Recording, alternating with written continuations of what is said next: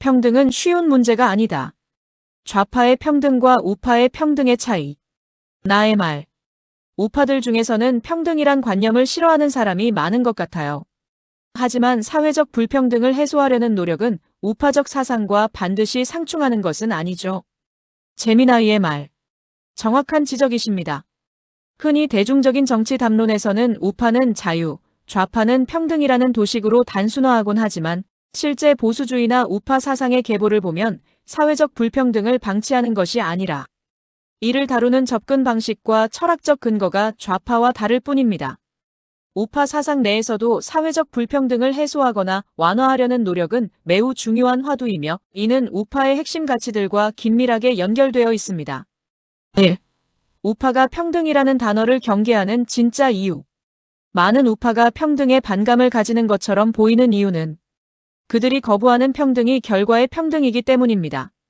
인위적인 재분배에 대한 거부, 능력, 노력, 선택의 차이를 무시하고 국가가 개입해 강제로 결과를 똑같이 맞추려는 시도는 개인의 자유를 침해하고 생산적 동기를 꺾는다고 봅니다.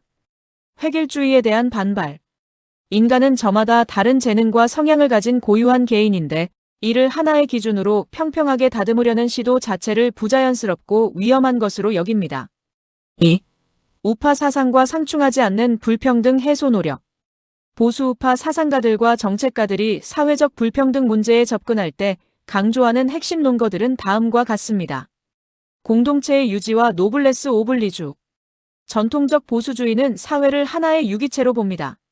빈부격차가 극단적으로 벌어져 사회 구성원들이 우리는 같은 공동체에 속해 있다는 결속력을 잃어버리면 체제 자체가 붕괴할 수 있다고 경고합니다. 따라서 기득권층의 도덕적 책무나 공동체 차원의 자발적 제도적 구제 노력을 통해 파국적인 불평등을 막는 것은 기존의 사회 질서를 건강하게 유지보수하기 위한 필수 조건이 됩니다. 기회의 평등과 계층 이동성. 우파가 가장 적극적으로 동의하는 평등은 법 앞의 평등과 기회의 평등입니다. 출생이나 배경 때문에 자신의 잠재력을 펼칠 기회조차 박탈당하는 구조적 불평등은 우파 관점에서도 불공정합니다. 공정한 경쟁이 가능하도록 교육, 보육, 최소한의 의료 등 출발선을 맞춰주는 정책은 경제의 건강한 경쟁을 촉진하기 때문에 우파 사상과 완벽히 부합합니다. 절대적 빈곤의 해소. 생산적 복지. 우파 경제학의 거두인 밀턴 프리드먼조차 빈곤층의 인간다운 삶을 보장하고 시장 참여를 돕기 위해 부의소득세 같은 복지 제안을 했습니다. 우파는 불평등 그 자체보다 아무도 굶지 않는 수준의 기본적 삶, 절대적 빈곤 해소에 초점을 맞춥니다. 가난한 이들이 자립할 수 있도록 돕는 사다리를 제공하는 것은 사회적 비용을 줄이고 노동 공급을 늘리는 지극히 합리적인 선택입니다. 요약하자면 우파가 반대하는 것은 국가가 칼을 들고 모두의 키를 똑같이 맞추려는 결과의 평등입니다. 반면 공동체의 붕괴를 막고 공정한 경쟁이 가능한 출발선을 만들며 취약계층의 자립을 돕는 사회적 격차 완화 노력은 우파의 합리적이고 현실적인 철학과 아주 잘 맞아떨어집니다.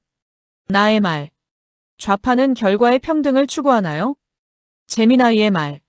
결론부터 말씀드리면 현대 좌파 사상 역시 단순히 모든 사람의 소득이나 자산을 똑같이 맞추는 기계적 결과의 평등을 최종 목표로 삼지 않습니다. 그것은 좌파에 대한 가장 흔한 오해 중 하나이자 극단적인 공산주의적 도식에 가깝습니다. 그렇다면 좌파가 말하는 평등은 우파와 무엇이 다를까요? 좌파는 기회의 평등만으로는 진짜 공정한 사회를 만들 수 없다고 보며 격차가 벌어지는 구조에 집중합니다. 1. 좌파가 기회의 평등을 불충분하다고 보는 이유. 우파는 출발선만 같으면 그 뒤의 격차는 개인의 능력과 노력에 따른 자연스러운 결과라고 봅니다. 하지만 좌파는 이렇게 반문합니다. 부모의 자산, 타고난 지능, 자라난 환경이 다 다른데 어떻게 완벽하게 공정한 출발선을 만들 수 있는가? 실제 현실에서는 형식적인 기회의 평등이 주어지더라도 배경의 차이 때문에 실질적인 경쟁 결과는 이미 불평등하게 결정되어 있는 경우가 많다는 것입니다. 따라서 좌파는 과정과 결과의 피드백 루프를 끊어내기 위해 어느 정도의 실질적 결과 보정이 필수적이라고 주장합니다. 2. 좌파가 실제로 추구하는 평등의 모습. 현대 민주주의 사회에서 좌파가 지향하는 평등은 획일적 결과라기보다는 다음과 같은 개념에 가깝습니다. 실질적 조건의 평등. 단순히 출발선만 맞춰주는 것이 아니라 경기가 진행되는 동안에도 너무 뒤처지는 사람이 없도록 안전망을 촘촘히 짜는 것입니다. 부유한 사람이든 가난한 사람이든 관계없이 인간다운 삶을 누리기 위한 필수 조건. 무상의료, 공보육, 고등교육 기회, 주거 안정 등을 사회가 보장해야 한다는 논리입니다. 삶의 기회의 평등. 태어난 환경이 개인의 미래를 결정짓지 않도록 사회적 부를 재분배하여 격차의 대물림을 차단하는 것입니다. 부유층에게 높은 세금을 걷어 취약계층의 복지에 투자하는 것은 결과의 총량을 똑같이 만들기 위함이 아니라 다음 세대가 다시 공정한 경쟁을 시작할 수 있도록 구조적 비대칭을 깎아내는 작업입니다. 불평등의 합리적 제한. 현대 진보좌파 사상에 큰 영향을 준 철학자 존 롤스는 사회적 경제적 불평등이 허용되려면 한 가지 조건이 필요하다고 했습니다. 바로 그 불평등이 사회에서 가장 가난하고 소외된 사람에게도 이득이 되어야 한다는 점입니다. 즉, 격차 자체를 부정하는 것이 아니라 그 격차가 약자들을 소외시키지 않는 범위 내에서만 정당성을 얻는다는 관점입니다. 요약하자면 우파의 평등. 게임의 규칙과 출발선만 공정하면 된다. 결과의 차이는 자유와 노력의 징표다.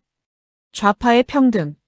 출발선 자체가 불공정할 수밖에 없으니 게임 중간과 끝에도 사회가 개입해 격차를 좁혀야 한다.